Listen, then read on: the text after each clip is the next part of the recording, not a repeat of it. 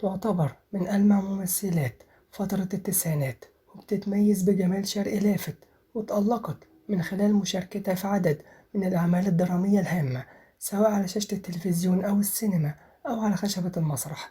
وتميزت بتلقائيتها وبساطتها في أدائها في الشخصيات اللي قدمتها. الفنانة حنان شوقي اتولدت في 16 مارس سنة 1967 في القاهرة، واسمها الحقيقي سيدة أمين. كانت بدايتها الفنية في برامج الأطفال في الإذاعة والتلفزيون، وكان وقتها لسه عندها 8 سنين، واشتركت في البرنامج الإذاعي الشهير غنوة وحدوتة اللي بتقدمه أبلة فضيلة، وغنت في عدد من البرامج التلفزيونية وكانت لسه طالبة. وبعد كده شاركت في أجزاء من مسلسل ليالي الحلمية. اتخرجت من المعهد العالي للفنون المسرحية سنة 1990، وكان من أشهر أعمالها مسلسل البخيل وأنا وفيلم دماء على الأسفلت.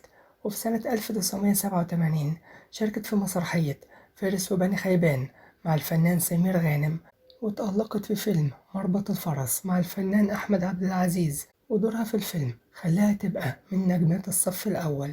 وفي سنة 2016 شاركت في الجزء السادس من مسلسل ليالي الحلمية مع إلهام شاهين وصفية العمري.